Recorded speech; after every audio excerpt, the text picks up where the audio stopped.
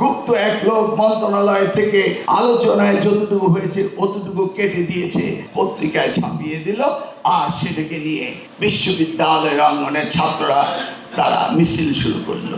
আমি দেখছি এই ডিসেম্বরের ভিতরে আমি শিক্ষক দিতে পারছি না, তাহলে হাউ কুড আই এক্সপেক্ট এই বছরের রেজাল্ট তারা ভালো করবে? একবার ভেবে দিচ্ছেন?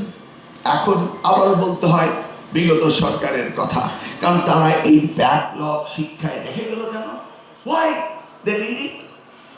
গতকাল রেজাল্ট হয়েছে, অনেকে কষ্ট পেয়েছেন, অনেকে খুশি হয়েছেন, কিন্তু যারা ভালো করতে পারেনি আমি তাদের অভিভাবককে অনুরোধ করব, একটি পরীক্ষায় খারাপ করাটাই কি তার জীবনের ব্যর্থতা? তাদেরকে আদর দিন, ভালোবাসেন, বলুন যে না, তোমরা আগামীর পরীক্ষায় ভালো করবে। এই পরীক্ষাটি কি একটি ছাত্র বা ছাত্রীর জীবনের শেষ অধ্যায়? নিশ্চয়ই না। আমরা অভিভাবকরা যদি জিপিএ প্লাস না পাই, তাহলে আমরা মনে করি আমাদের সন্তানদের ভবিষ্যৎ শেষ। এটা কি বাস্তব কথা? এটা কি হতে পারে? কতটা শিখেছে, কতটা আমরা তাদেরকে শিখাতে পেরেছি, এমন কি ভাববার বিষয় নয়?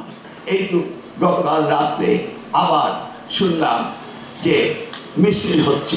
কোথায়? জাহাঙ্গীরনগর বিশ্ববিদ্যালয়ে মিছিল হয়েছে, ঢাকা বিশ্ববিদ্যালয়ে মিছিল হচ্ছে, জগন্নাথ কলেজের ইউনিভার্সিটি মিছিল হয়েছে, সেখানে মিছিল হচ্ছে। কিসের মিছিল?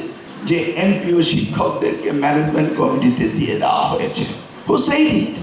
একটি মিটিংয়ের রেজুলেশনের আলোচনার জায়গাটুকু কেটে কোনো গুপ্ত এক লোক মন্ত্রণালয় থেকে আলোচনায় যতটুকু হয়েছে অতটুকু কেটে দিয়েছে, কিন্তু তার নিচে যে রয়েছে মাননীয় মন্ত্রী, সেটাকে দেখবেন, পরীক্ষা নিরীক্ষা করবেন, তারপরে সেইটার প্রজ্ঞাপন জারি হবে।